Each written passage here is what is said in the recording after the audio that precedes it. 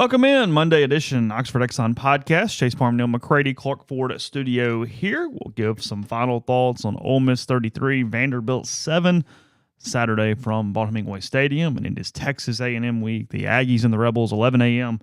Saturday, again from Baltimore Stadium. The week before a trip to Athens, Georgia, to face the Bulldogs, who may or may not be number one in the college football playoff rankings that come out Tuesday night, but nonetheless, they haven't lost in 2 years or something like that. So maybe longer than that. I think they've won 25 in a row, 20, something like that. Is that right? I'm not sure. Yeah, something like that. Bulldogs haven't lost in a while. They play Missouri, so we'll look at lines this week. And then you know the drill, the way Monday works, that more on a podcast presented by the Oxford Exxon, all MPW Digital podcasts presented by Twisted Tea. The Oxford Exxon Highway 6 coming to town this weekend. Take advantage of their chance to win some game day shoes. They got their helmet decals that you can pick up on Saturday morning, too, if you're coming into town. They give those out over a limited period of time with a purchase. And then the catering and lunch menus, $5.69, changes up every day. A couple sides of bread, any size fountain drink, $5.69. And their catering, a couple slabs of ribs, pulled pork, vegetables, side items, desserts. Plenty of stuff there with the Oxford Exxon, including the beer cave. It's 34 degrees for all your alcoholic goodness. And again, coming to you from the Clark Ford studio. We are Clark Ford is in Amory, Mississippi, 662-257-1900. Call it, ask for Corey Clark. Tell Corey what Ford product you're looking for. He'll send you a quote within 15 minutes in business hours. It's right to the bottom line. No hassle, no haggle. You get your quote, and the rest is up to you. You can shop that quote around. You can do what I've done, what I recommend that you do. That's hop into a Clark Ford today. You'll love the product. You'll absolutely love the service. Corey and the people at Clark Ford, they really want to be your car guy. They want to be your truck guy. They'll prove to you what that means when you make the call. 662-257-1900. Guest join on the Campbell Clinic hotline. The Campbell Clinic is in Oxford now, 2608 South Lamar Boulevard, Suite 102, just across the street from the cottages at Hooper Hollow. The Campbell Clinic provides full-service orthopedic care, everything from sports medicine to foot and ankle surgery to spine and total joint care to pediatric orthopedics and physical therapy. To book an appointment, go to campbellclinicoxford.com or call 901-759-3111. Walk-ins always welcome at the Campbell Clinic, Monday through Friday, 7:30 a.m. to 4 p.m. Woke up this morning with the New Orleans Saints tied for the lead in that gruesome NFC South. I mean, it is a damn pressure cooker down there, and just trying to survive. I know it's a Tuesday topic, but you know what? Hey, halfway home right there against those talented Atlanta Falcons. They're so good. I mean, damn, just juggernauts in the NFC South. Tampa Bay half a game back. Desmond Ridder, Derek Carr, Baker Mayfield, Bryce Young, gauntlet. Pretty exciting. It is. It is. In all seriousness, credit to the Seattle Seahawks. The one for wearing those wonderful throwbacks yesterday. Oh, I didn't see them. They wore their old 90s, 80s, just wear those uniforms. There's no neon. There's nothing like that. Just wear your uniforms. Wear those uniforms. You got to reinvent the wheel and you got to shittier uniforms. It makes no sense to me, ever. I didn't see. I'll have to go look for that. Point being, they're 5-2. They're winning the West. San Francisco half game back after losing yesterday. Niners got pounded. Yeah. Did you watch much of that? I didn't. I watched Nuggets Thunder. No, I don't think we'll dress up for Halloween tomorrow, at least to the best of my knowledge. I do not have an outfit prepared for tomorrow morning's podcast. Neal may have something out in the closet over there. I do not. You can dress as Charlie Brown again. I'm sure we can figure it out. I probably could. I don't think I will. Will Levis with a hell of a day yesterday. Yeah, that'll be a topic too. He throws 4 touchdowns for the Titans yesterday. Also quite cold. If you're coming out for Halloween tomorrow in any way, go ahead and bundle up. It is going to be down into the 20s, 30s, something like that, I think, tomorrow night. I think it's in the upper 20s tomorrow night. Yeah, it's currently low 50s, high 40s with a drizzle. We haven't had rain in three months or something, but it is officially, if you want to do the pullover, the North Face, the whole deal, today is the day, because I think we're cold for a while. I don't think we're going to get back into the high numbers for a bit. It's finally seasonal to the month of October, November here. It was a culture shock on me a little bit. As you're aware by now, my daughter definitely does not like any type of cold weather. Her and Jeffrey are very much related. she wore a jacket outside this morning, came back in and got the heavy winter coat and put it over the other jacket, and then left, including the hood up and zipped all the way up. So she was very much like, holy hell, like what is this thing after it was in the 80s yesterday? And it was hot yesterday. That's what I'm saying. We felt like 40 degrees right there. All of a sudden you went, whoa. It was a bit of a deal. Yeah, Austin, yes, cold weather sucks. That is correct. No, it doesn't. 75 and up every day. 365. No thanks. Been there, done that. Couldn't disagree more.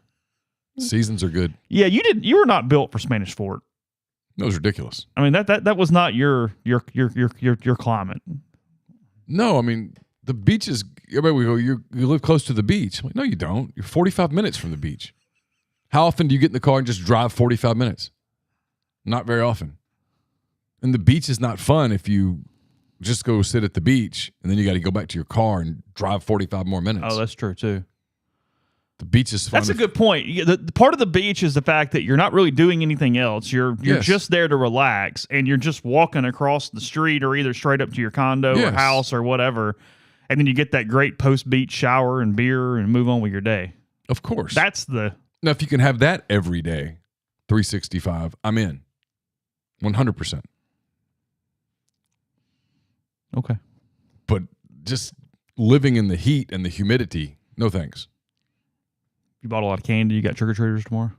Laura has bought some candy. I suspect I will have to go buy more. She typically likes to just buy a little bit. She rations it a little too much. Well, and she likes to just shut it down pretty early, and then inevitably that's the year that we get hit. What time will it end? Dark-ish? I mean, like 8-ish? I mean... Not darkish. What am I talking about? Hopefully nobody's coming to the house post 8:30. Is that your cutoff? Yeah, it's kind of ridiculous. After 8:30 is when they become an asshole? That's when the high school kids start showing up. What the hell are you doing? 16-year-old with a full beard and cigarette hanging out of his mouth. You go, okay, come on. Or when they drop off the car fulls and the truck fulls, it's like, stop. But the one year that we were like super prepared for it, nobody came to this neighborhood. This neighborhood didn't get hit. Oh, really? Which was... So you have a lot of variance. Yeah, you just never know what's going. Oh, never know what's going to happen. And with the cold weather, it might be. Oh, that'll minimize it. That'll minimize it some, I would think. I didn't even think about that. Jackson saying, "What's the age cutoff for trick or treating?" I hate to answer that because I'm going to piss off somebody. It's middle school. Yeah, I think you can get away with it. Yeah, through about the 7th or 8th grade. Yeah. And then if there's a possibility of a permit involved, you're out. Okay, maybe that is the rule. Yes, that's a good point. If there is even the possibility of a worker's permit driver's license, you no longer should be trick or treating. 100%. If you drive yourself, you can't trick or treat. Agreed. You have to be dropped off. I mean, just. Hardman says, last year I spent $300 on candy and had 3 trick-or-treaters. This year bought 1 bag but won't be at home. Yeah, the thing that I have done is, because it's a very high-traffic area, is bought the bags of candy in shifts where I don't realize how much I'm paying for candy the entire time. So it'll be like last month, buy a couple bags. A couple weeks later, buy a couple bags. Like that way you're not going, oh, my God, I just spent $500 in chocolate for one night or whatever it is.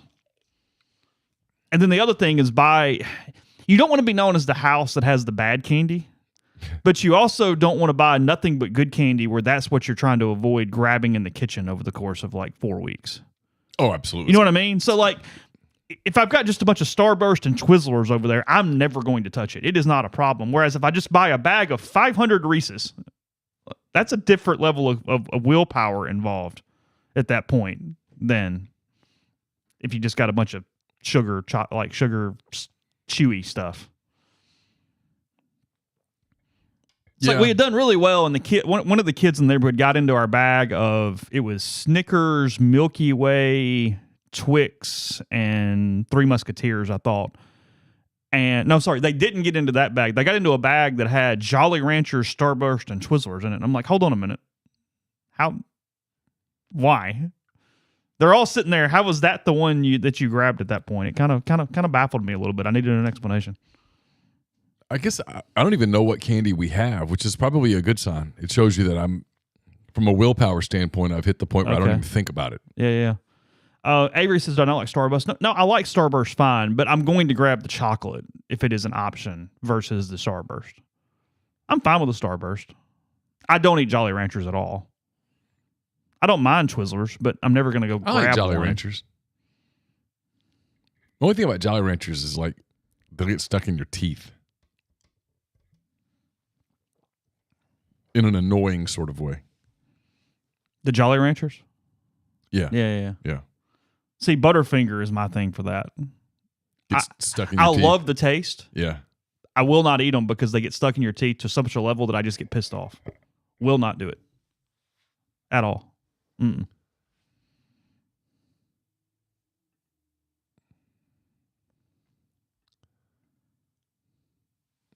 I just did it. Oh, good. Okay. I'm done with him. Yeah. Yeah, chocolate's the weakness. That's the reason. So, anyway. Oh, November. Oh, Christmas candy. I get it. Yeah. Okay.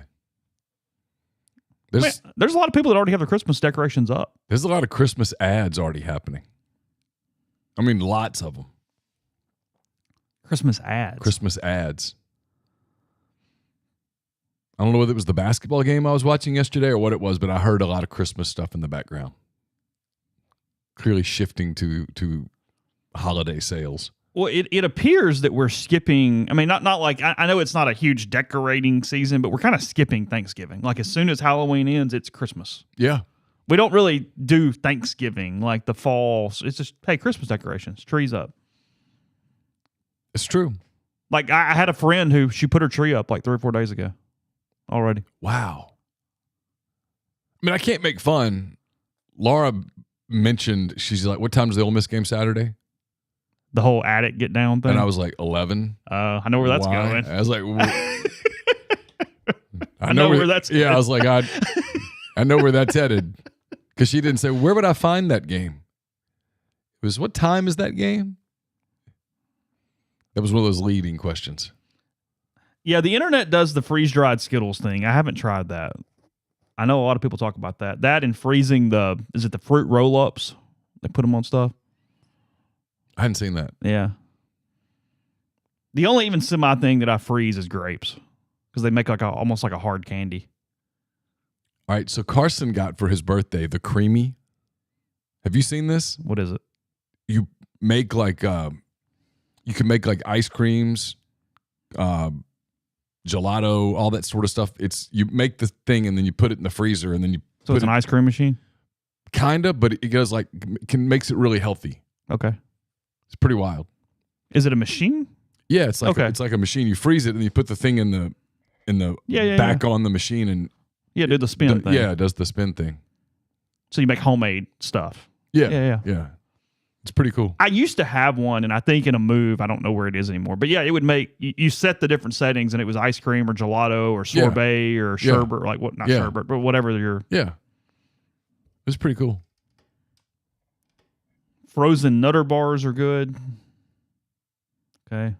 High chews are better than Starburst, PWL says. My stream says my chat has stopped. Oh, really? Yeah.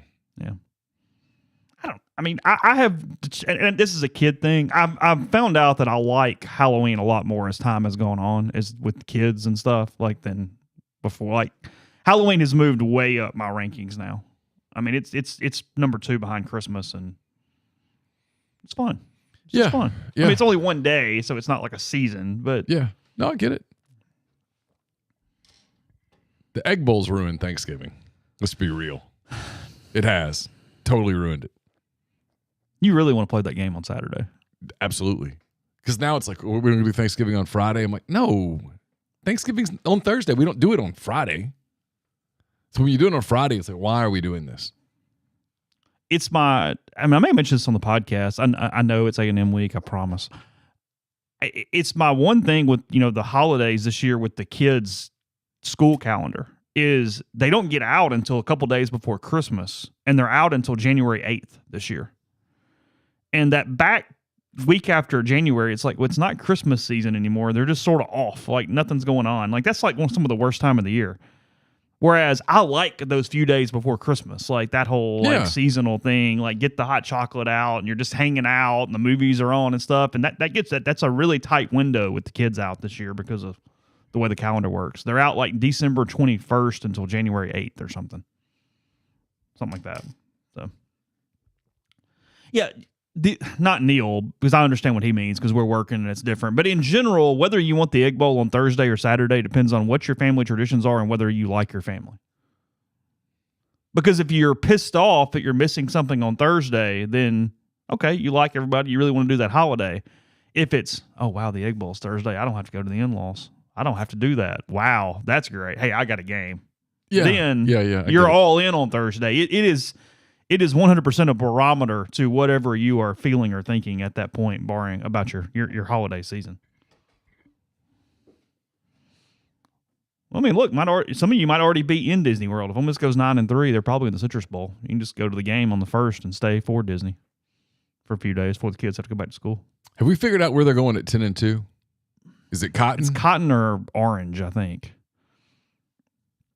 Because it depends. Somebody told me the Fiesta is where the group of 5 is going this year. So if that were to be Tulane, Ole Miss can't go to the Fiesta, right? Because they will not do a regular season rematch. Good. Nobody wants to see that. Yeah. No, I do not want to cover Ole Miss and Tulane and Scottsdale. No. Or Glendale or whatever the hell is that. That bowl does a really good. It was 20-something years ago, but they did a fantastic job with media. Yeah. So your options are because it's rose and sugar are the playoffs. Is that right? Yeah. So peach, cotton, and orange. Okay. Those are your options. And I guess Fiesta would be if it's Air Force or SMU. It's kind of what we talked about on Saturday night, though. If you're Ole Miss and you go 10-2, you don't want to go play Air Force or SMU. No, you want to play Give me a team. Big name team. Let's go play Oregon. Yeah. Go play Washington. Yeah. I want more well, it's gone now. I want more SEC West Coast teams. I can't say Pac-12 anymore. They don't exist. I want those teams. So you're going to get that because SEC and Big Ten are going to conglomerate down the road. Yeah, Ole Miss and Notre Dame at the Orange Bowl. I'm in. Let's do it. Oh, sure. That would get a big TV number. I mean, look, might go to the Peach and just play Iowa. They're going to go 11-1, 10-2. So I mean, I don't know. You think they're going to lose again? Probably. Who's winning that crap hole of division over there? I think it's still Iowa. Oh, good God! But I think someone's going to catch them. I mean, those bad SEC East years, even looking down on it, like, my God, y'all suck. Is that the Legends of the Leaders? What side? Do they still do that? No, they don't. They're East West now. Yeah. Thank God. Some PR guy go, hey, bud, stop. Yeah. Tried way too hard. It's not the way that should go. Just east and west is fine. North, south, whatever. Part of the reason that we're having this conversation is because there's not much to recap from Ole Miss and Vanderbilt on Saturday. That game went exactly like I thought it would. Yeah. The matter was whether or not Vanderbilt or Ole Miss scored one more or fewer touchdown to cover a line. Because I told somebody that morning, Ole Miss is going to win by 18 points. Well, they won by 26. So they scored one extra time than I thought they were going to. Yeah. It wasn't in doubt from the first snap. Well, the whole thing about Vanderbilt was Seals wasn't going to turn it over, and then he turned it over a couple of times. Mm-hmm. And that's when they were like, screw this. Let's put the other kid in. Yeah, he got sacked. He turned it over, and it was... Yeah, he was bad. They were bad. That was a wake-up call for Vanderbilt. That's what Chris Lee and I exchanged. I saw his tweet yesterday. Yeah. He was basically talking about how there's no commitment, and it just sort of is what it is for Vanderbilt at this point. Yeah, Vanderbilt's just got to figure out whether they want this or not. I mean, really, it's that simple. I mean, do you care at all? He characterized it, and I thought it's probably a pretty accurate thing given their recruiting ability because they recruited okay under James Franklin. But again, I've always talked about this stat. Vanderbilt still to this day has never signed a Rivals 100 high school player, ever. Oh. They've never signed a player in the top 100 of the Rivals rankings. He said it would be like if the SEC had a 25-round draft, Vanderbilt didn't get a pick at all in the first 12 rounds and then got 2 picks around in rounds 13 through 25. It's about right. It's about right.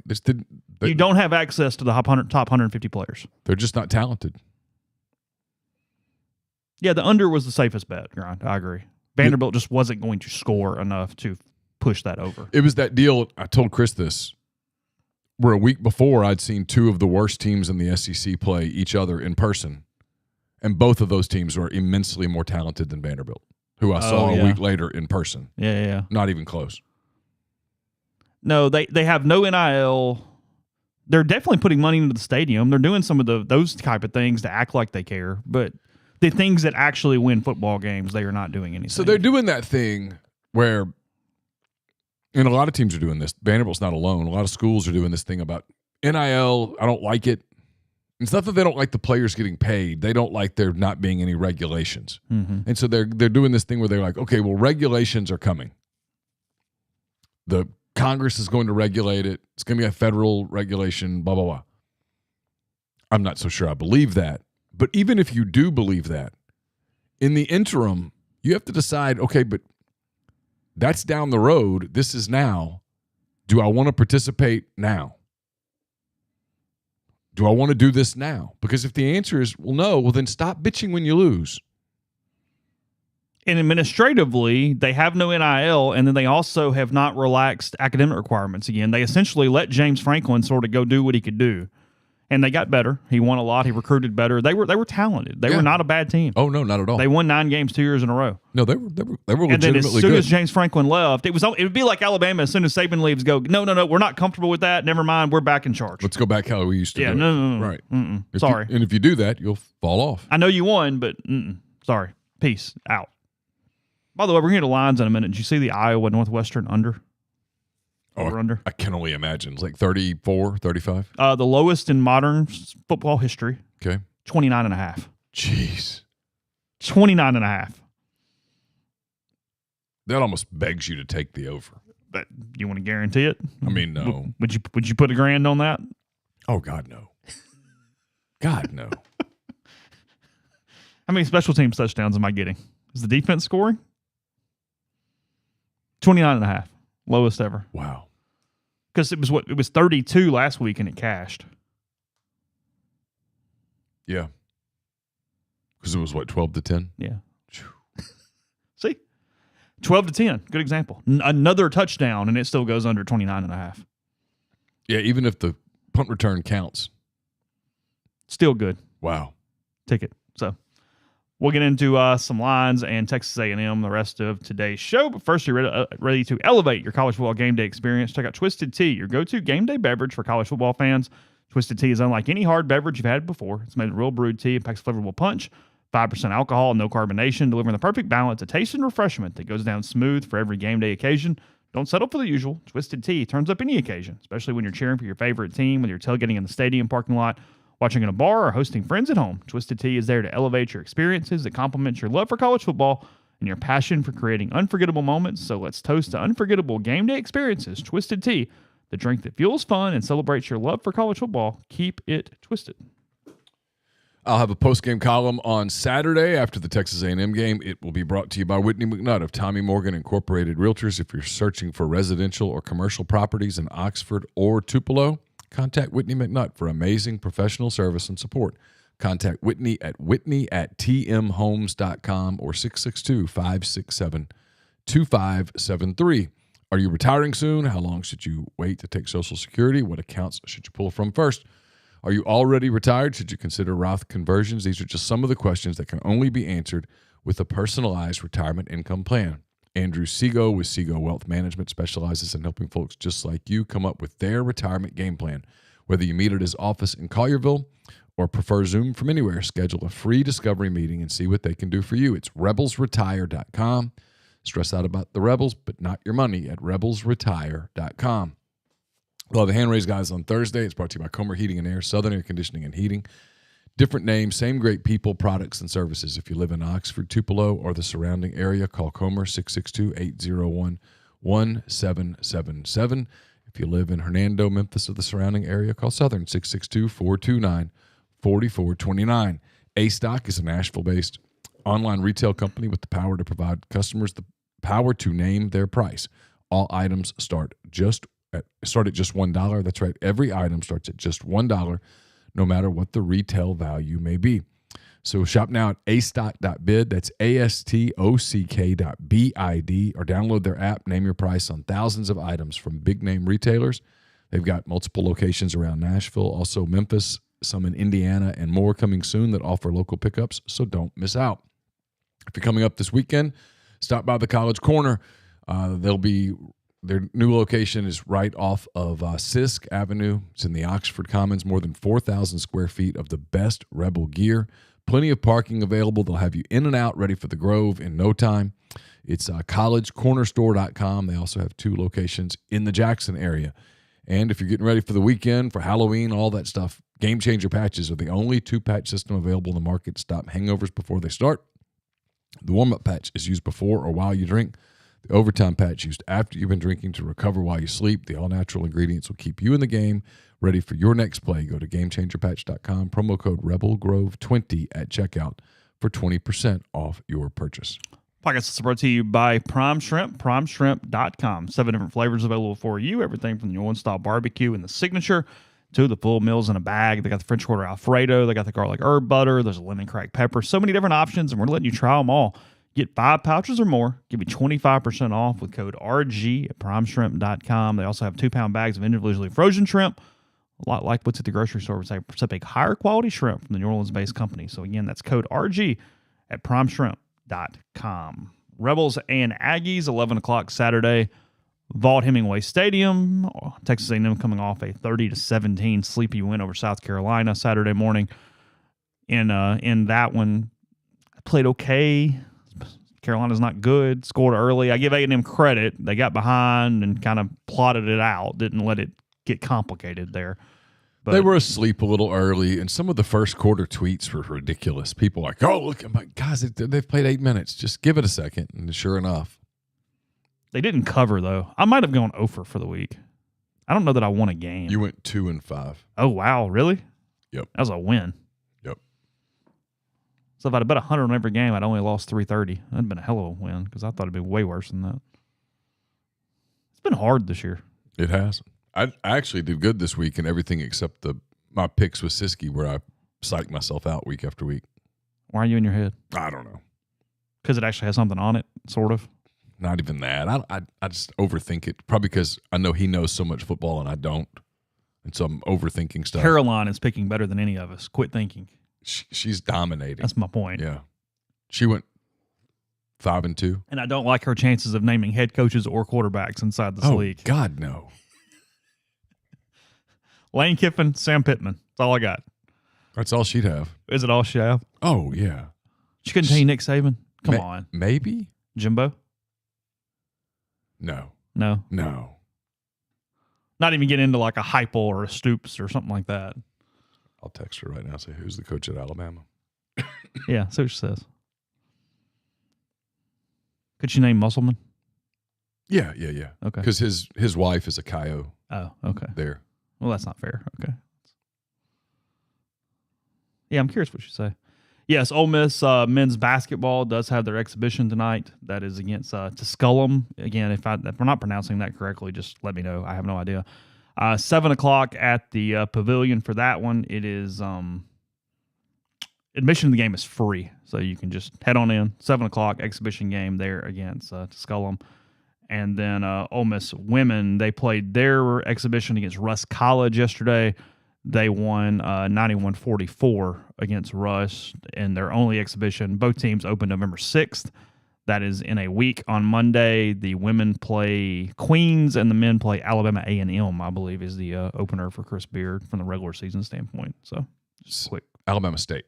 Alabama State, not A&M. A week from today. Yeah. I think both games are the same day. One's earlier in the day and the men are at night. The women play the school game at 11 a.m. Queens. Yep. Yes. And the men play at 7.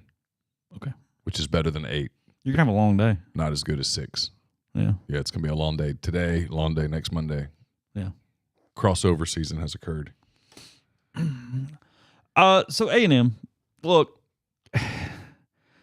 She got it right. She did. Try again. Name another one. A&M. Is that the next most likely name? Or are we forgetting someone obvious?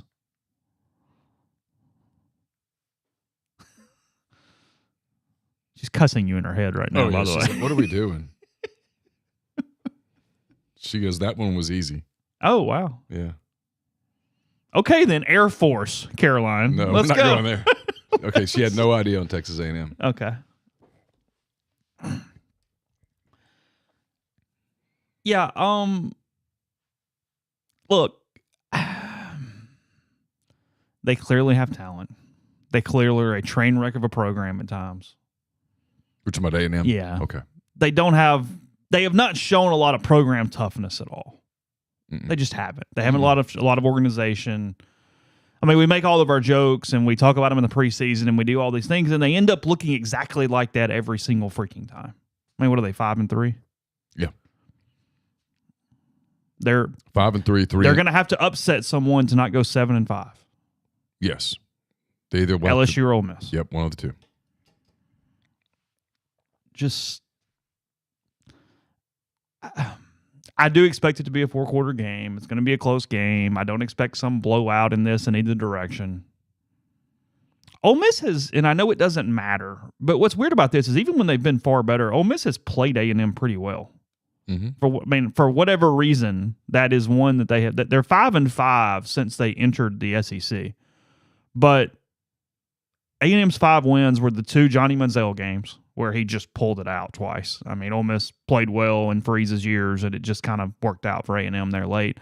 One of those was the biggest meltdown in rebelgrove.com message board history when Hugh did the 4th and 1 from the shotgun and didn't get it. Yeah. Oh, my God. Yeah. It is the only time where I seriously just went, y'all can have it. I'm for a day, you can do whatever you want. I'm out. Peace. I'll see you at like 7 o'clock Sunday night. It's not my, because I mean, it was, oh God. It was the negative of the way early Rebel Grove days being the most positive when Brent Schaefer committed to Ole Miss back in the day. The celebration of all celebrations. Brent Schaefer. Yeah. James Bryant celebrating on rebelgrove.com. Oh, my God. That was rebelsports.net. Sorry, that was rebelsports.net. Yeah. Ask me how I know about that transition. That's right. Whew. It was rebelsports.net. What was that, like 2011? The change? No, it was 2010 or 2011. something like that. Yeah. I can remember saying, this is not worth the trouble a few times. Hugh could, if I have this correctly, Ole Miss had the lead. It was 4th and 1. He could run out the clock if they got it. And it was around midfield, and he went for it with a quarterback sneak from the shotgun or either a handoff from the shotgun. I think it was a quarterback sneak. I think it was just a draw, though, best I recall. Got stopped, and, Manziel scored, and which Manziel was going to score. And giving Johnny a short field was never that's not an for all your opinions on Johnny, he was a hell of a college football player. He was that. He could get some stuff done now. But my point is, they won those 2 games in the Manziel era, and then they beat Matt 3 times. That's their 5 wins. Yeah. Ole Miss won 2 in a row. Beat them in a closer game than kind of it got credit for last year over there. So the last time A&M 31-28 last year in College Station. It was Ole a Miss close win. game. It was a close game. And then game. Ole Miss dominated them defensively in Oxford in that huge game day game. Yep. 29-19, but it was not that close. No. Ole Miss controlled throughout at that point. Yeah, A&M's last win was a 24-17 win in 2019 in Oxford. They beat them 38-24 in College Station, and they beat them 31-24 in Matt's first year in 2017. Ole Miss won 29-28 the Shea Patterson game in 2016 over there, the week before getting blitzed by Vanderbilt, the most whiplash of a 2 weeks possible for a football program. When was this? 2016, Shea Patterson beat Texas A&M in College Station. Oh, yeah. I remember that now. When got hurt. Tiamu? No, Chad Kelly. Chad got hurt. Yeah, duh. Yeah. Chad got hurt. Remember, because he ran around and threw the pass in the end zone, I do. The I do remember that. Remember that? And then the improvising play. And then a week later, they got blitzed at Vandy. Yes, that's what I'm saying. The strangest 2 weeks ever. Well, and then a week after that, They lost by 5 touchdowns against Mississippi State. They did. The game that everyone forgets. It's like that game doesn't exist. It's very convenient how that one didn't get hung on Freeze more than it did. That was his Well, look, farewell. a lot of shit went down, okay? Like, Well, there's ain't no doubt got about moved that. on, okay? Stuff happened. No question. Wasn't like, just went into the offseason. La-ti-da. And then Ole Miss handled them pretty effectively in 14 and 15 in Freeze's Access Bowl years. They won 23-3 and 15 in Oxford when they had quarterback issues out the wazoo and couldn't move the ball at all. And then beat them up 35-20 in Bo's year that they went to the Peach Bowl. I thought from a getting your team up was one of Freeze's better performances because that was the week after Alabama. Yep. You were running the Chicago Marathon. Yep. And they just blitzed them from the onset. And they went over there and quieted the crowd and just punished them. So we always talk about that was the game where Laramie refused to answer about Myles Garrett. He just gave looks with his eyes for like 2.5 minutes, and that was it. So they've had a lot of history. It's 5-5. I mean, frankly, I just expect Ole Miss to win the game because they've been the tougher, more put together team this season. They've been a team that's found ways to win games, and A&M hasn't. A&M doesn't handle adversity very well. It just doesn't work. I don't know why. It's why we always have these same conversations, but at the end of the day, it doesn't. So, okay, until it does, I can't sit here and predict that it's going to. No, I'm with you. I said this on Saturday night. Max Johnson's fine, but Ole Miss has the better quarterback, assuming Jackson's healthy. Yes. I think that's an assumption at this point, but yes. There's no A-chain for Texas A&M this year. No. They have a hard time running the football. Agreed. They're not very good up front. Mm-mm. They're very pedestrian up front on offense. On defense, they're really talented. No, they are. On the front. If you're worried about something, that should be your concern. How does Ole Miss's offensive line hold up against that defensive front? Can they disrupt the running game to a point that Ole Miss's still sort of lack of consistent downfield passing becomes a problem? So if you tell me it's a low-scoring, kind of nail-biting sort of game, I'd buy that. But I said this on Saturday night. I still feel it. I think Ole Miss is going to win, and I think it's, quote, close, end quote, but I don't think it's, oh, my God, close.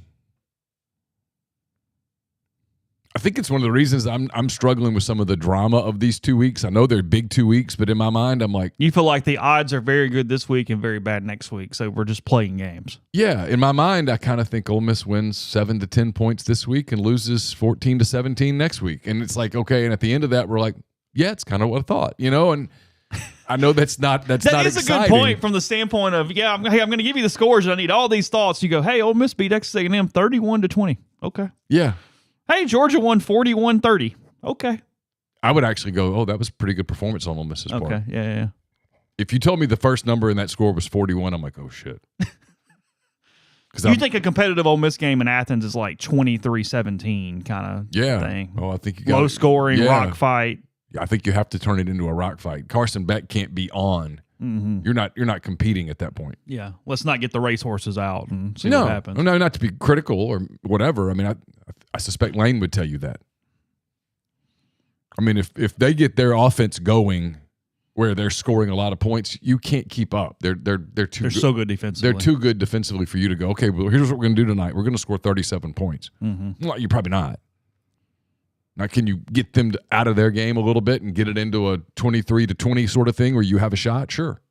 Like what Ole Miss did to Alabama in 14. They won 23-17. Make it do that. Yeah. I want to see Georgia, Missouri this week. I'm very fascinated in this football game. 100%. Because as the guys at UGA Sports wrote the other day, Missouri does some things well that Georgia struggles with. If you're Missouri, you got to go, and this will apply to Ole Miss next week too. You got to go play the game to win the game. You can't go over there frightened and all that stuff. Nope, you got to go play the game to win the game. And if you don't win it, you don't win it. How much I got to pay you to go to Midnight Yale Friday? wherever it's at. I mean, can we dig Chad up for Midnight Yell on Friday? if somebody will drive me, if you know what I'm saying, sure. No, sober, dead sober. No. Text Ross, ask him where it's going to be held. Say, tell him you want to see him. I'm going to hang out. I don't think that would be received well. Hey, Ross, we hadn't talked in a while. Can I go to Midnight Yell? We left on decent terms, but there's still some scar tissue there, I suspect. He would assume some ulterior motives in that. Well, I think he would assume immediately the truth, which is I'm there to make fun of it. You are right, though. I finally saw it. The video of the Yell leaders while the Swift song is in the background. That's great. It's one of the better things. It's fantastic. It is. Because it looks like it's choreographed to Taylor Swift, and it's not at all, but it does. And then the girl in the background that's just dying laughing makes you start laughing. I laughed so hard that I had tears coming out of my eyes. You have to find it if you haven't seen it. It is phenomenal. It was great. They're very easy to make fun of. Okay, also, I actually would like to go see it. See what? The Midnight Yell. Oh, would you really? Yeah. Why? Because I think I would be very amused.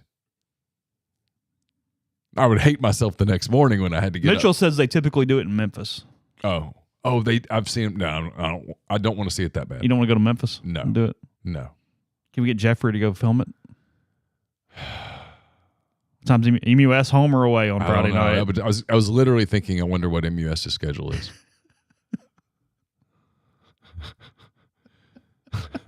I bet somebody will drive you to Memphis on Friday. I'll let you do it.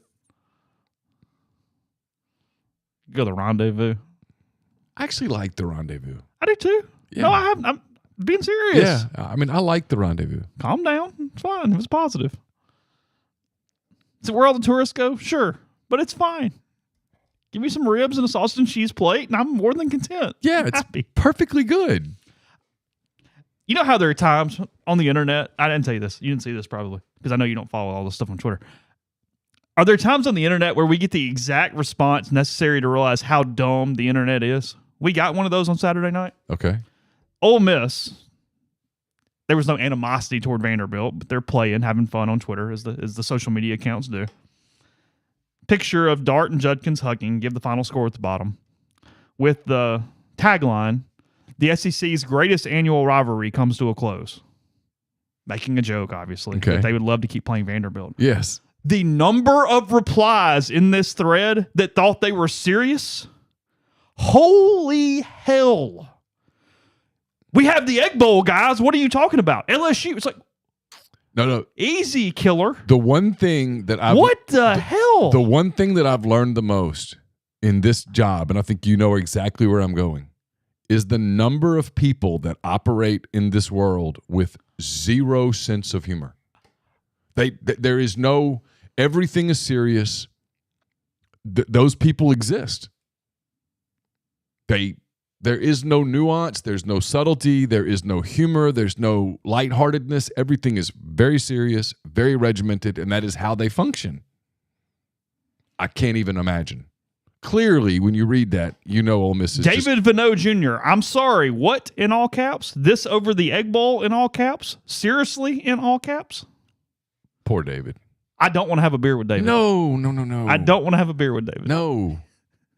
It wouldn't. No. David's the guy that if you sat down with David to have a beer, he would immediately ask you about recruiting.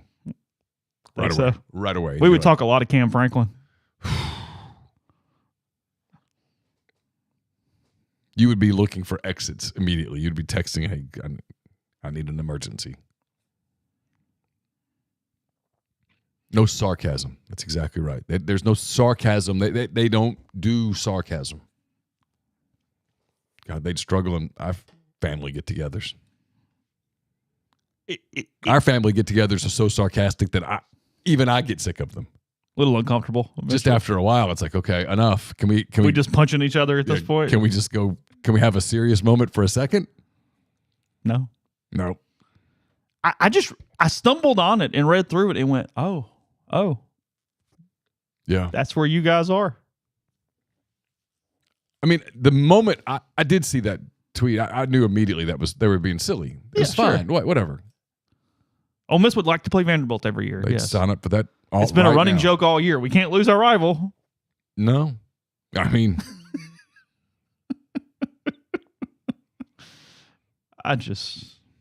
By the way, congratulations to A.J. Brown. Set a new NFL record yesterday. 6 straight games with at least 125 receiving yards.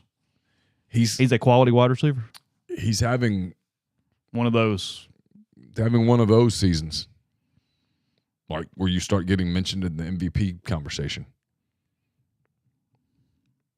It's hard to win that as a non-quarterback. Because the quarterback does it, yeah. Yeah, because you're not even a running back getting your own yards. When you score, he scores. He and Jamar Chase right now are probably the 2 most feared receivers in the game because they both can beat you in so many different ways. Good dude. It's fun watching him play. Oh, God, for sure. All right, we will get into lines after this break.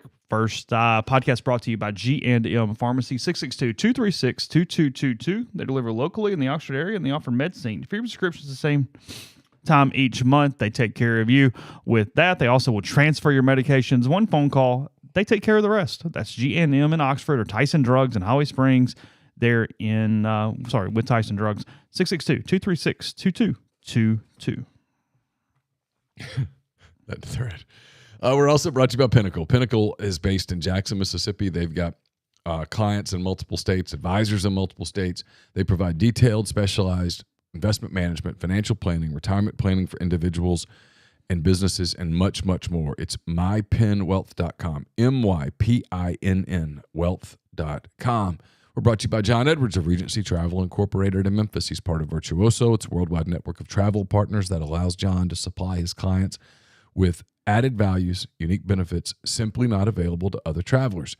Just get in touch with him, give him some parameters, give him a budget, and he will give you some options that you're going to have a difficult time finding on your own. 901-494-3387, or send him an email, jedwards@regencytravel.net. Oxford's newest Greek restaurant, Opa, is the perfect place to plan your Christmas party, your company dinner, your festive party event. Fabulous food, great craft libations. They can accommodate up to 200 guests. For catering or booking information, contact Jeannie, 601-421-7147. You can also get in touch with her if you're interested in booking rafters, music, and food on the square in Oxford as well. We'll have Picks Up on Thursday. That's brought to you by Service Specialist Staffing and Recruiting Agency, connecting great job opportunities to candidates since 1967. If you're on the job hunt, whether you're seeking an entry-level position or you're a seasoned professional, they have opportunities across the board. IT, engineering, dentistry, accounting, law, manufacturing, and much, much more. They can help you, whether you're entry-level or you're looking for something more advanced. ServiceSpecialistLTD.com, or give Will, Sydney, or Kelsey a call at 662-832-5138. Get the beautiful and healthy smile you deserve at Corinth Dental. Dr. Bubba McQueen, Dr. Jenny Beth Hendrick are devoted to restoring and enhancing the natural beauty of your smile using conservative, state-of-the-art procedures that will result in a beautiful, long-lasting smile. From routine checkups to advanced treatment, including implants and Invisalign, Corinth Dental is here to help you achieve your smile goals. So schedule your appointment today. Take the first step toward a better version of yourself at corinthdental.com. Temperature is getting lower by the day. Heavenly Sunshine still has Christmas on their mind. It is that season to help you out. They're proud to announce the holiday lights by Heavenly Sunshine. Know their Christmas lights are beautiful. They can be a lot of work, so let them take care of the hassle and do the work for you with their full-service installation plan. They'll install, take down, and store the lights. These commercial-grade LEDs that are 100% customizable to your home or business. Let them take care of the lights while you take care of the gifts. So book your free estimate with Heavenly Sunshine. They've been serving the Mid-South for over 4 decades. That includes Oxford, their full-service commercial and residential property maintenance, power washing, soft wash roof cleaning, facade cleaning, and window cleaning. HeavenlySunshine.com, 662-342-1203. Yeah, sorry, I lost it. They were talking about the guy who does the same thing every week, and the The McCormick's packet being too spicy just did me in. I lost it right there.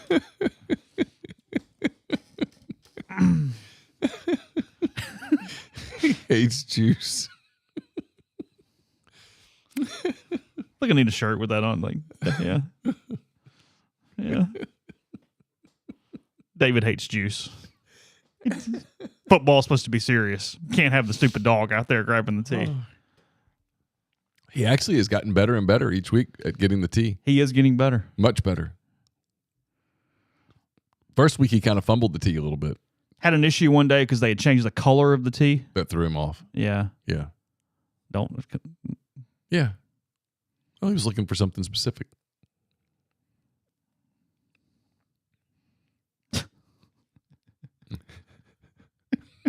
Yes. Oh, that's good. Yeah, like the dog catcher trying to catch juice. Yeah. I will say I tried this little cross promotion here. I tried Realtree's chili recipe a couple weeks ago. Talked about it on the Realtree podcast, and I tweeted out the recipe and stuff.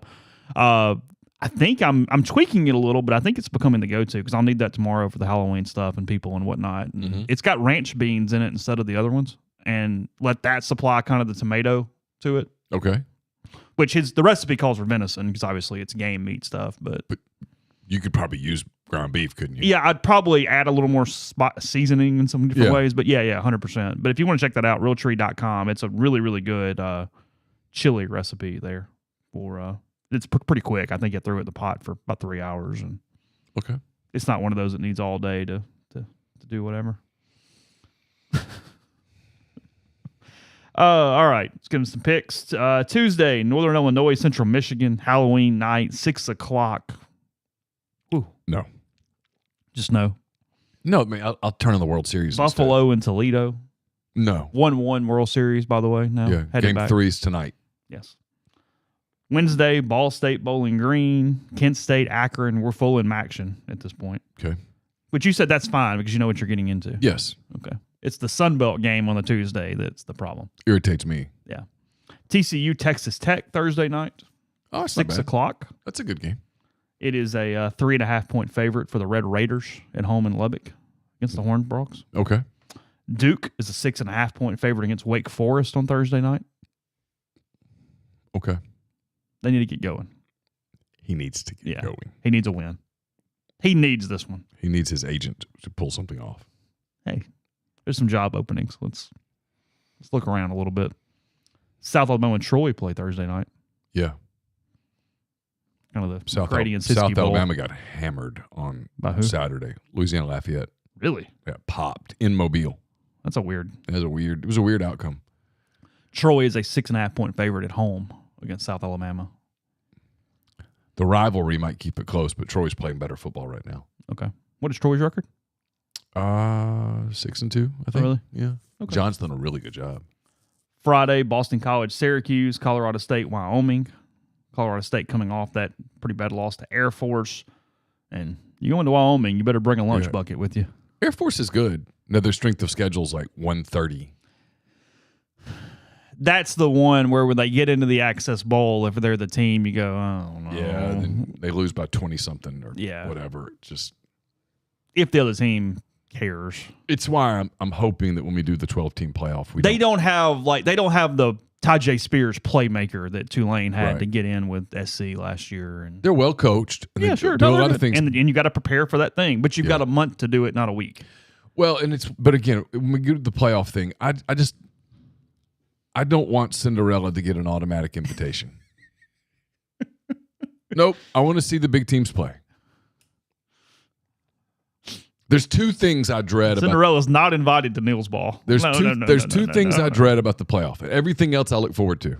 Here are the two things. One, we must invite Cinderella because. No, we don't. We don't have to invite her. And then two, the 13th team going, we got screwed. You lost 3 times. Stop. You didn't get screwed. You lost too many games.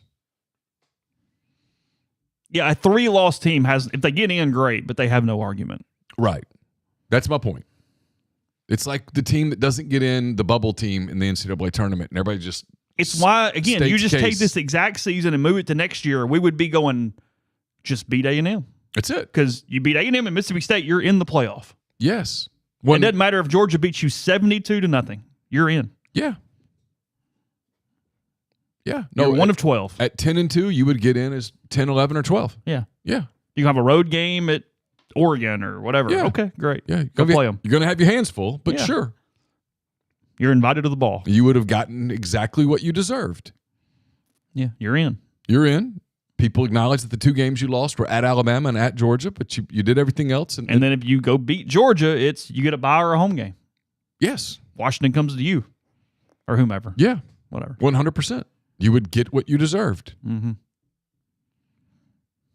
It was very democratic. It's a meritocracy. Yeah. Notre Dame Clemson is on Saturday. Clemson coming off a loss to NC State. Clemson now 7-7 in their last 14 games. Are they? How about that? Well, Dabo just doesn't really believe in the portal. Thinks that that is not the way you build anything. Again. You can't. Again. You get what you deserve. You have to decide how badly you want something. It's the credit I give to Lane Kiffin. Lane Kiffin talks about how he thinks there needs to be federal oversight. He doesn't know how you do it, but that's what he's for. But in the meantime, hey, we're going to do it. If it's going to be the Wild West, we have to emulate the Wild West here. Mm-hmm. I don't think this is how Lane really believes you build a program. But by God, if this is going to be the set of rules that you use, well, then let's use them. I credit him for that. That's a pragmatic approach that I'm 1,000,000% in on. Well, I don't like it this way. I don't care. That's the way it is. This game opened Clemson -4.5. Now it is Notre Dame -2.5. I've watched both teams. Notre Dame's better. Yeah, Notre Dame. I like Notre Dame to win and cover. And here's one. I think Notre Dame right now is a better coach team. Mm-hmm. Oh, Notre Dame even. I know. Because frankly, Freeman's not very good. I think the Clemson thing is kind of dying.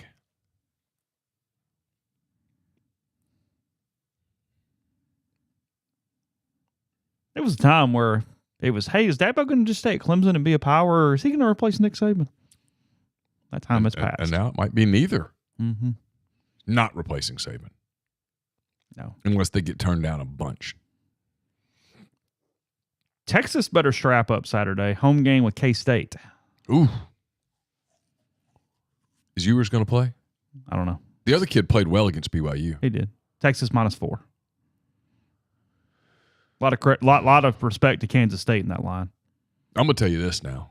That dude. If I'm Arkansas, if I'm Mississippi State, there are 2 calls that I'm making before I go down my list. Yeah.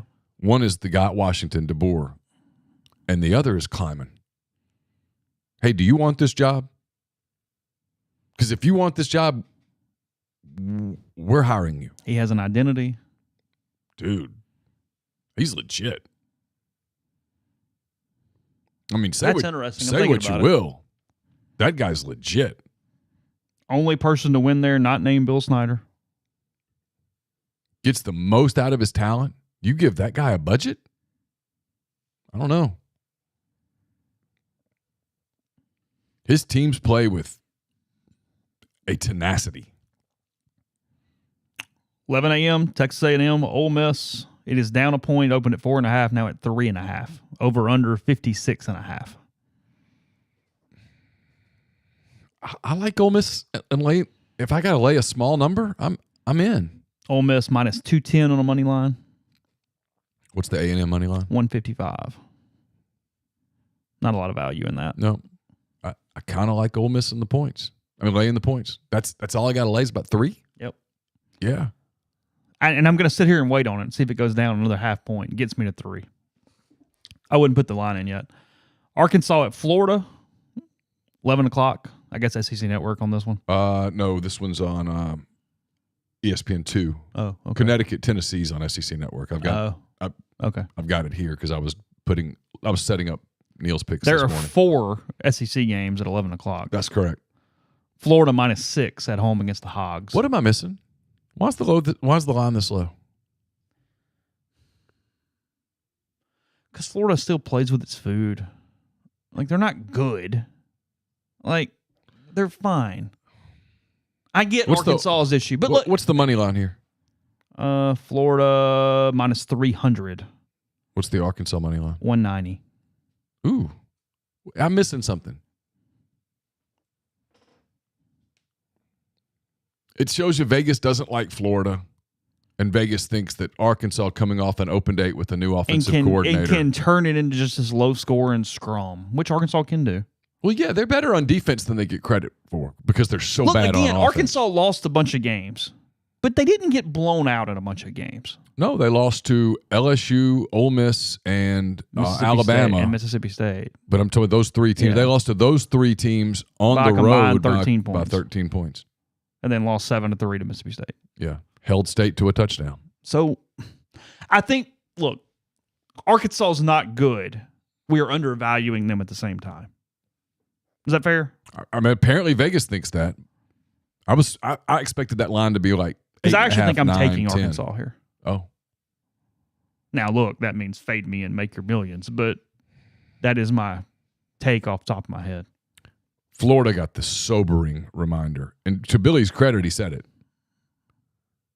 We are not there. Not even close. But again, you can you leave that game and go, guys, there it is. It's where we're trying to head. You saw it. Yep. Get there or don't. Jacksonville State, South Carolina. Is that right? That's correct. That's on ESPNU at 11. South Carolina minus 14. It was 16.5. It's down to 14. I kind of like Jacksonville State here. It actually opened at 17.5. I kind of like Jacksonville State here. Okay. I'm not sure that I hate the money line. Ooh. Well, Vegas has been a little. Hold your horses there. They're only giving you $425 on a money line. They're making you pay $900 on a South Carolina money line. Okay. They'd rather you just stay away from this game. They're not giving you quite the value that's needed off 17.5, while giving you no value the other way. Jacksonville State's pretty good on defense. I think I like them to cover the 14. I definitely like them to cover. UConn getting 35 from Tennessee and Neyland. Whatever. I'll probably lay them. I mean, they're awful. Tennessee played pretty okay on Saturday. Stoops is super upset about the officiating. And I'll be honest, when I hear coaches do this, I'm like, okay, things are bad. Something internally is bad. I'm rarely wrong when that happens. Not saying they didn't get screwed, but when that's what you're coming out talking about the next day, that tells me that things inside your program are just not good. Was it? I thought it was Tennessee that didn't get penalties called against them on Saturday. Is that not right? I saw Rucker complaining about penalties. Was he wasn't talking about Kentucky, was he? No, I wouldn't think. Tennessee, I think he was talking about Tennessee. They had not had a live ball penalty called against their opponents in 2 weeks. That's too bad. I hate that, really. That's torn up. That sucks. Just hate that. I think that was right. Now, in saying that, I didn't watch that game. I was covering Ole Miss at the exact same time, and I was trying to be efficient with my attention. Were you? Yeah, because I wanted to get done. At 26-0, I said, okay, let's get this thing written. Where's penalties on the stat broadcast?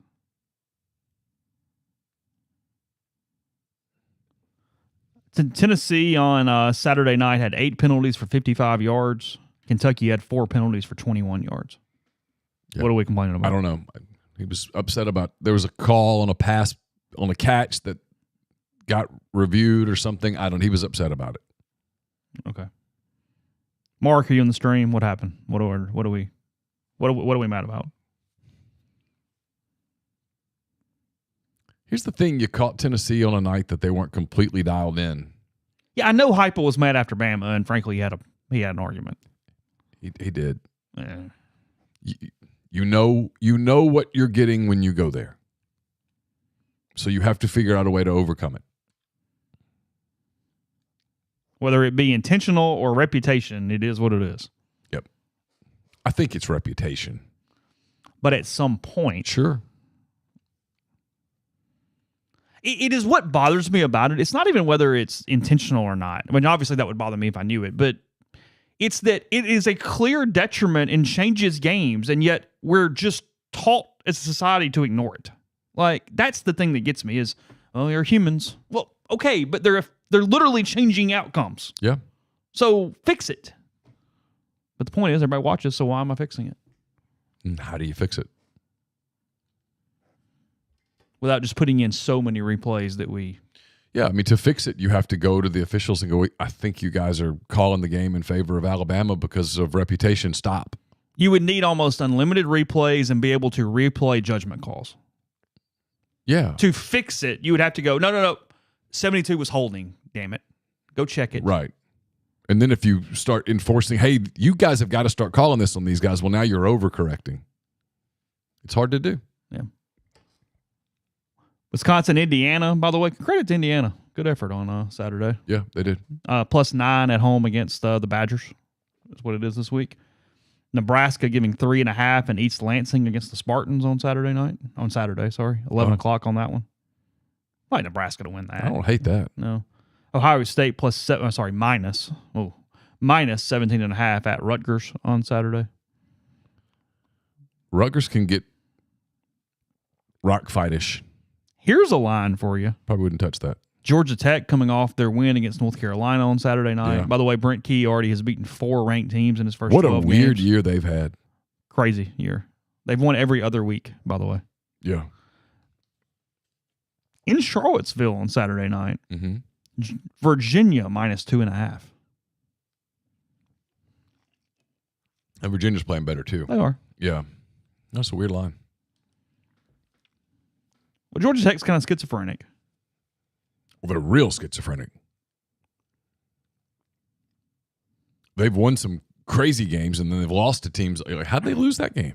I did choke on Saturday night when Tom Hart, after the first penalty, goes, yeah, great officiating crew led by Ken Williamson here in Oxford tonight. I went, whoa, Tom. Whoa. Yeah, hold up. Whoa. Hold up. We can just not mention them at all. How about it? Like, what are we doing? God. Whew. Now, I didn't notice any egregious officiating. It was 33-7. Yeah. Okay. Yeah. I mean, again, 3 snaps into the game, you went, oof. Oh, yeah. Oof. Clark just feverishly writing on his notepad. I need to see his notes. Yeah, I would like to see I'd his like notes. to see his notes. I wonder if he's just writing damn it over and over and over again. I've heard that the for the first time they would push back on this, but this was the word that was used to me, that for the first time there's some panic inside their building that It's just not doable. that it's not. Well, it's not given the current structure. He needs to say that. He'd get hired as a coordinator right away. I think he's incredibly well respected inside the field. He could be the head coach at Notre Dame right now. Yeah. Just saying. He's a better coach than Marcus Freeman. Yeah, Nebraska, Hayden says, is quietly 5-3. Yeah. Yeah. Done a good job. I mean, he's a really good college coach. Yeah. No, he's done a great People job. hold the NFL thing against him, and it's like, hey, he's always been a winner at the college level. The Utes had been good to me at home, but they got lambasted on Saturday against the Ducks. See, this is where I'm mad at myself. I was so Oregon's the best team in the Pac-12. I don't care what Yes. Washington beat them. I was 100% confident in this, and I didn't do it on McCready and Siskey. I don't know why. It's so dumb. I knew Oregon was going to go to Utah and win. I knew it. I said that all week. I picked it on Neal's picks. I actually picked them to win pretty handedly. and yet, It pisses me off. I'm so mad at myself, I don't know what to do. did you take Utah, or you just didn't touch it at all? No, I didn't touch it. Oh, okay. Should have. It was maybe the game I felt most confident about on our picks. We got so caught up in, oh, God, Utah playing at home. It's like, no, they can't score, and Utah can. Well, and beyond that, Oregon's really good. Yeah. Okay? Oregon's really good. Washington's really good. The fact that Washington beat Oregon in a game that was basically decided by one play shouldn't change the fact that Oregon remains really good. That doesn't matter. It's like LSU. It's where I hate both of us for not doing it in different ways. It's because had Oregon simply gotten 2 yards on one play, we'd all go, oh, God, the Ducks are undefeated. They're about to beat the hell out of Utah. Yes. It's stupid. One throw. Well, we're going to get to a game in a minute where, I mean, I'll dive back into it. Arizona State plus 10.5 at Utah this week. I don't hate the points. Just give me the points. That guy's quietly done a decent job at Arizona State. And the cat at Arizona's very loudly done a really good job. Think they'd like that state game back? Oh, my God. They lost in Starkville. Turned it over 5 times. If they just turn it over 3 times. And had the other quarterback. They win the game. And they still lost in overtime. Yeah. He's done a really good job. They are so much better at the end of October than they were in early September. If you're an Arizona fan, you're pretty excited about your future right now. He's legit. I like the way he kind of just projects himself on the sideline. Yeah. Army and Air Force, 130 on that one. Air Force minus 19. I was going to put that on our picks, but I couldn't find a line yesterday. Oh, really? Line wouldn't show. So I was like, screw it. Yeah, 19 on that one. Florida Atlantic minus 2 against UAB. In Birmingham, Memphis minus 13 against UCF. Florida State minus 21 at Pitt. Louisville minus 9.5 against Virginia Tech.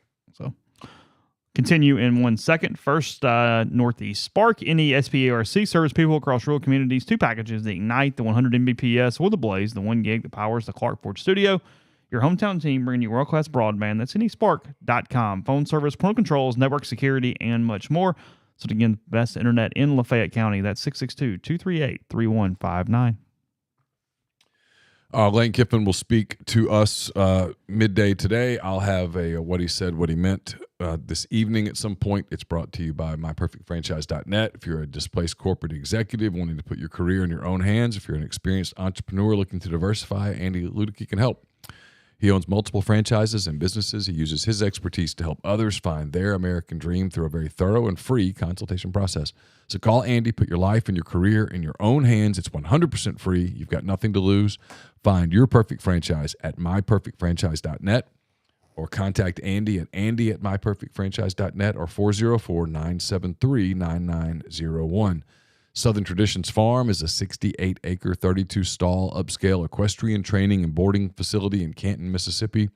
They've got 2 sand rings, a grass ring, miles of wooded trails, a lot offered at Southern Traditions. Horseback riding offerings from beginner lessons to advanced to competing at nationally recognized competitions. It's also a great venue for events. So get in touch with them on Facebook or Instagram at Southern Traditions Farm. Would you like some peace of mind knowing that your roof is taken care of? Whether you need an inspection, a new roof, or a maintenance program, Riverland Roofing has you covered, home or business. As a GAF Master Elite Contractor, they can offer warranties that last a lifetime. Licensed and insured, Riverland services Mississippi and its surrounding states. So text or call Riverland today at 662-644-4297. And are you ready for the ultimate college experience? Welcome to College Town, Oxford, your new home away from home. They know you want the best. That's exactly what they offer. No more long commutes or missing out on campus events at Ole Miss. College Town, Oxford is next door to the Ole Miss campus.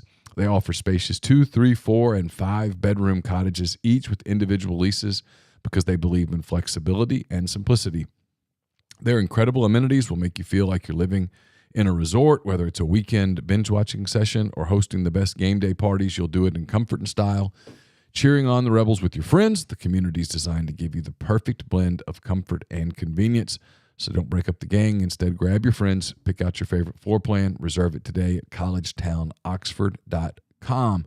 You can also text them and get on the VIP list to find out when leasing for fall of 2024 begins. It's 662-300-3733.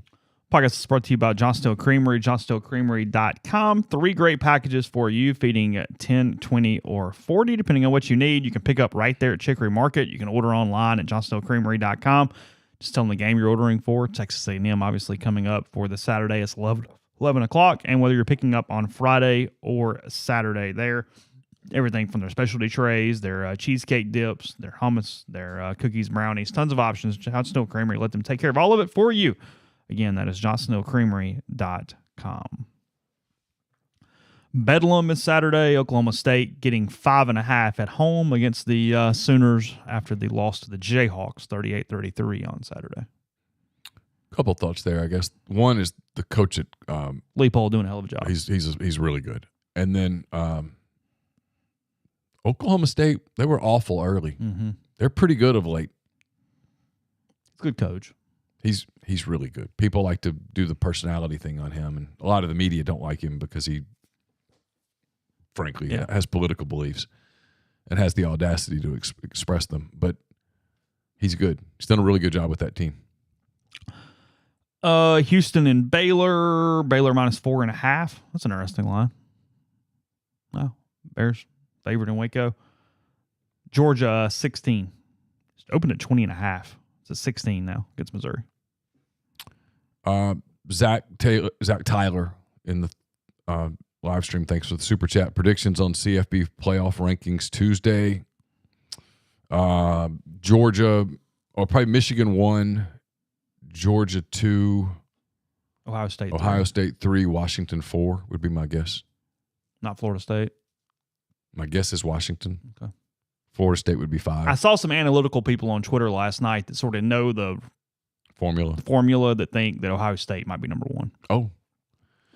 Blake Pierce, thanks for the super chat. Neal, quick yes or no question. Could Luka win the MVP, referring to Luka Doncic? Mavs better really win. While also being a 6-7 seed, or do you think no? What would happen because of win-loss record? I'll be honest.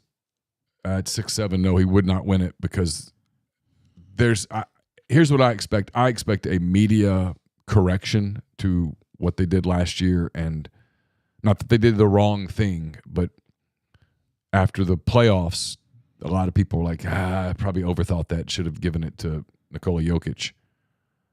Nikola Jokic right now is the most impactful player in the NBA. So he wins if he has a good season. If he has a good season, he wins it this year. Okay.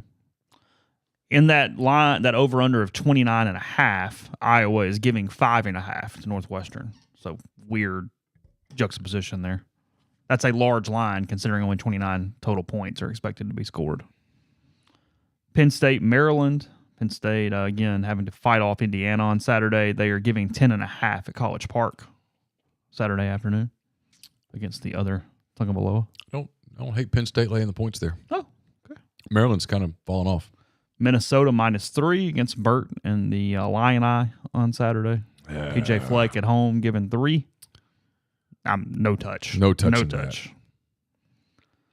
Tulane should win another one, stay on their one-loss season pace. I know they barely got by Rice last week, but they are 16.5-point favorites in Greenville, North Carolina, facing East Carolina on Saturday. So Wave and Pirates 16.5. Money line on Tulane 1,000 on Saturday. James Madison giving 5.5 at Georgia State on Saturday. Oh, it's an interesting game. Small line there. Yeah. Georgia State's pretty good. James Madison still winning? I think so. Okay. That Sun Belt, man. It's good. It's a bit of a grind. I'm not comparing it to the SEC, but it has a similar type of SEC light. It has a similar type of a way that it plays out where the grind week to week can get you. Coastal Carolina, huge win after McCall gets hurt and everything. They win in blowout fashion last week. They're giving 2 against Old Dominion this week.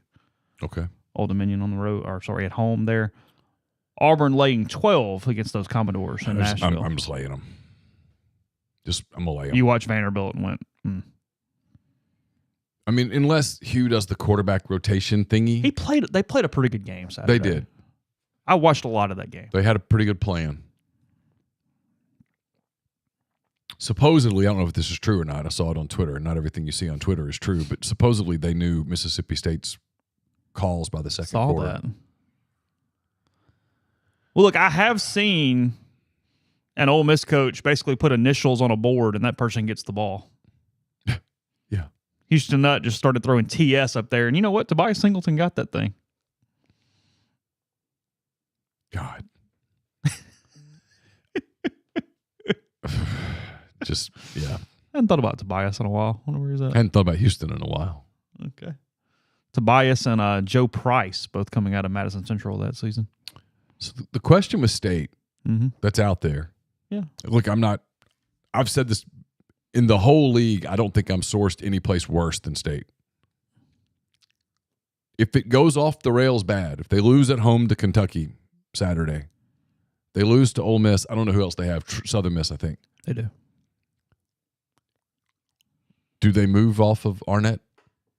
Because the message that sends is multifold. One, it says we screwed up because it's not Arnett's fault at that point. It's your fault for hiring Arnett if you're firing him after 1 year. And then there's no patience here at all. And in a program that requires it. It's a developmental program. It just is. Not saying they can't be competitive, but they're a developmental program. And then even the message boards who typically shoot for the stars. Mm-hmm. And I get that it was one poster who apparently is very sourced over there on Steve's page. Okay. But the predominant name is Rhett Lashley. And it's like... At SMU? Yeah. And it's like, okay, but... Yeah, what's that? What does he do that Arnett doesn't do? And he would be going to a worse NIL situation. And if I'm Rhett Lashley, I don't take that job. I'm going to the ACC. I've got a good gig in the Metroplex. They like me. I'm getting paid. And they're about to put money into the program. And they're putting money in the program. NIL money. Mm-hmm. I mean, you're not winning a national title. I go from SMU, top 4 ACC money to next close to last. Not last, but bottom quartile. I think it's the 15th best job in the league. You do think it's 15th? I do. They can get mad at me all they want. I mean, you want to play the game? No. I mean, we can do it. I mean, do you want to be the head coach at South Carolina or Mississippi State? It's Carolina. Not even close. You want to be the head coach at Missouri or Mississippi State? Because your arguments are Kentucky, South Carolina, Missouri. And again, we mean competitiveness, not job. Don't do the Mark Stoops thing. Yeah. It's that tier. I want the Missouri job. They got NIL figured out. Yeah. You want the Kentucky job or do you want the Mississippi State job? Yeah. You want the Arkansas job or you want the Mississippi State job? At least at Arkansas, there's the possibility to get the money together. I felt really badly for Will on Saturday. Blew a big lead against Appalachian State. They are 2.5-point favorites at home against Louisiana Monroe this week. How much? 2.5. Southern Miss minus 2.5. Oh, against Bowden and your boys. They might get that done. Think so? Yeah. You ain't on bad. They seem to be losing steam. Oregon 23.5 at home against Cal. Cal could not hold on against SC. Mm-mm. SC's the worst 2-loss team I've ever seen. Bad. They're only a half game out of the pack. They get a big game this weekend. Yeah. We'll talk about it in a minute. La Tech, Liberty, okay, Middle Tennessee, New Mexico. What's the Tech Liberty line? Liberty 17. Okay. Up there? Uh-huh. BYU plus 9.5 at West Virginia. Neal Brown and BYU this week. Ooh, I don't hate that line. You mentioned earlier, Iowa State's going on a little bit of a run in the Big 12. They're 3-point favorites against Lance Leipold and those Jayhawks on Saturday. In Ames. That's correct. Kansas coming off the monster win. You got to get back up for the Cyclones. Now you got to go to Ames. Yeah. Ooh, that's an interesting And you got to bring spot. your own energy to Ames. So he's done. Campbell. Matt Campbell's a good coach. Yeah, sure. Period. He is. I wouldn't hire him in the SEC because I don't think he's going. I don't think he's going to do what you need to do. But he's a good football coach. Like he would be a disaster at State. Total. Ooh. And again, I don't think he'd take it. Mm. That's the problem they've got. You mentioned it. It's in the Coliseum. Washington -4 at SC. 6:30. I know I'm bound to eat these words, but I'm just going to take Washington and lay points. I'm not doing this. They're the better team. USC can't stop anybody. No. Anybody. I mean, Cal scored 50 points, basically. Cal. I'll just lay them. Kentucky -3.5 in Starkville. 6:30. Kentucky's struggling. State can win this football game. Yeah, State can get to 6 still. Just not sure State can score. Where's Tom Herman now? Is he back at Houston? No, Holgerson's at Houston. Where is he? Oh, hell. Somewhere fairly significant. Where is he? This is going to piss me off. I can't. FAU. That's right. Okay. It's not significant, but I knew that. If you're Tom Herman, the question you have to ask yourself about Mississippi State is this. Do you think that if you stayed at FAU, which has proven to be a pretty decent job down there, you can land something bigger in the next 24 months? Mm-hmm. If you think you can, you don't. If you think you can't, then you take the SEC money. And you get paid. Yeah.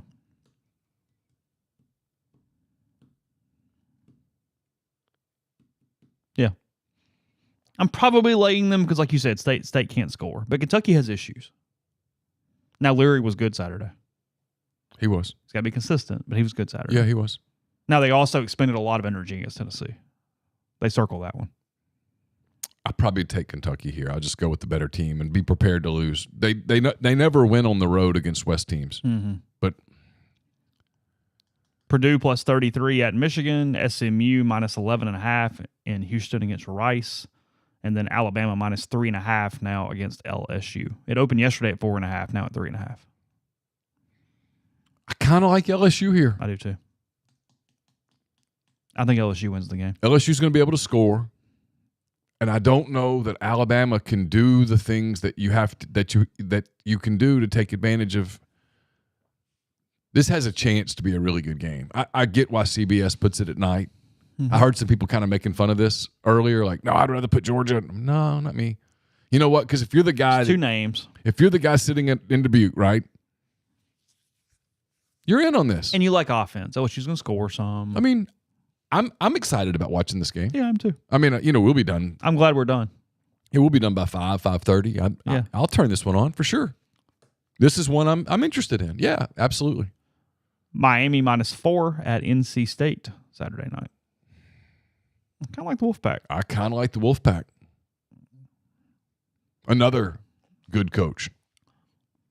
Washington State minus 13.5 against Stanford. Stanford playing okay. They did. He's done a good job. He has. Because they were bad. He's done a good job. Yeah. Oregon State minus 13 at Colorado on Saturday night.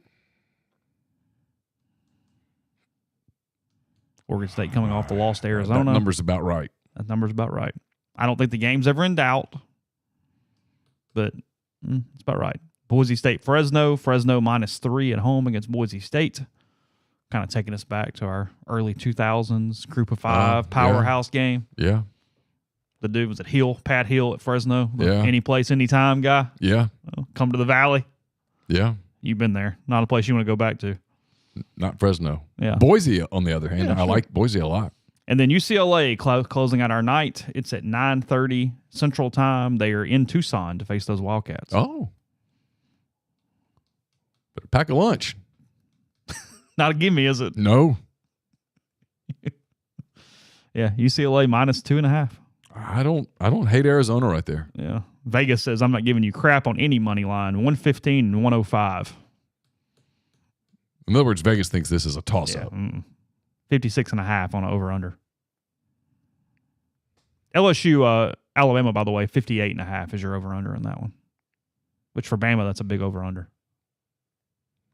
I kind of agree with Grind here when he says if it goes over, LSU wins. If it goes under, Bama wins. Yeah, I do too. I mean, LSU needs a Alabama shootout. can get to Daniels and hit him a little, and they can turn that into a more low-scoring game. But if LSU starts using the secondary and throwing that, because if you tell me it's like 34-30, I'm like, ooh, LSU did it.